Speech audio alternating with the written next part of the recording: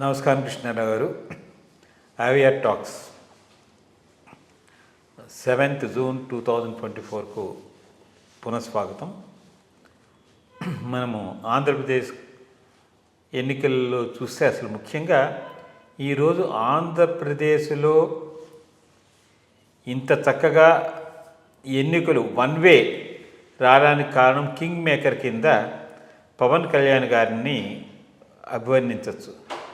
ఆయన ఇనిషియేషన్ లేకుండా చంద్రబాబు నాయుడు గారిని ప్రైమ్ మినిస్టర్ తీసుకెళ్ళి చేయడము, సర్దుబాటు చేసుకోవడము, ఈయన ఇంకా జనసేనకి మంచి పాపులారిటీ ఉన్న సీట్లు తగ్గించుకుని బీజేపీ అందరికీ కాంప్రమైజ్ చేసి చక్కగా సీట్లు సర్దుబాటు చేసి అంతా చేశారు.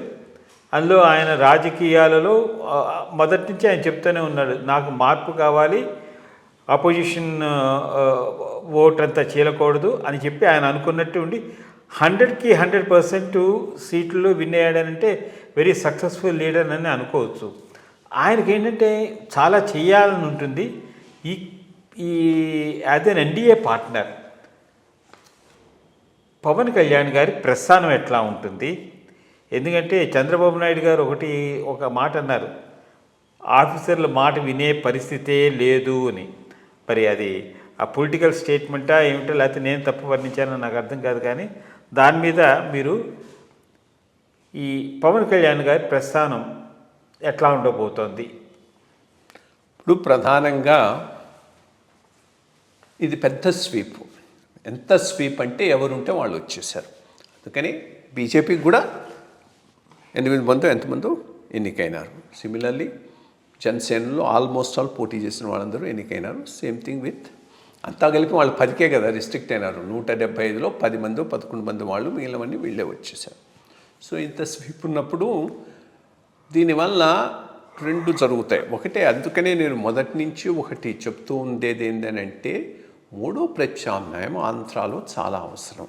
మూడో ప్రత్యామ్నాయానికి సరైనటువంటి నాయకత్వం పవన్ కళ్యాణ్ గారు ఇవ్వగలరు అంటూ ఉండేవాడిని. ఒకవేళ ఇంత నెగటివిటీ ఉన్న, ఇంత స్వీప్ ఉన్న పరిస్థితిలో మూడో ప్రత్యామ్నాయం కింద జనసేన బీజేపీ కలిసి పోటీ చేస్తుంటే తప్పకుండా హంగ్ వచ్చి ఉంటే బీజేపీకి జనసేనకు కూడా చాలా ప్రాధాన్యం ఉండేది.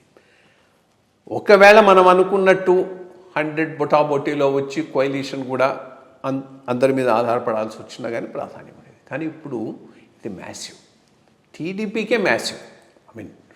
ఎంత ఐ థింక్ 80 అనుకుంటాను, 90 లెట్స్ సే 90 వస్తే full majority, 130, so 40 more than that.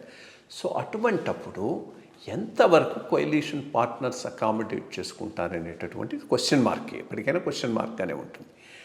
ఆ పరిస్థితిలో ఎంతవరకు జనసేన ఎదగగలదు, ముందుకు పోగలదు చూడాలి. అంటే ఆయనకు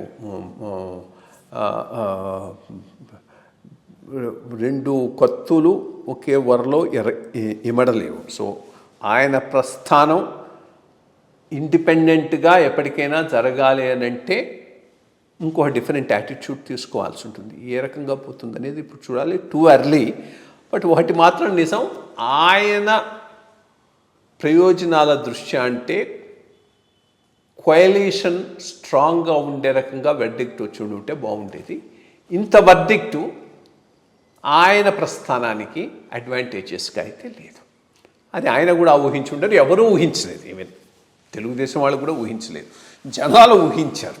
సో అంత స్వీప్ ఇచ్చేసారు, అన్ఇమాజినబుల్ టు ఎనీవన్. అదే పవన్ కళ్యాణ్ గారు మరి చెప్పినట్టు ఆయన నిబద్ధత ఎంతవరకు నిలుపుకోగలుగుతారు ఈ కోయలిషన్ పాలిటిక్స్లో అనేది చూడాలి, మనం చూడాల్సి యాజ్ వీ గో చూడాల్సి ఉంటుంది. నమస్కారం, మంచి విషయాలు చెప్పారు.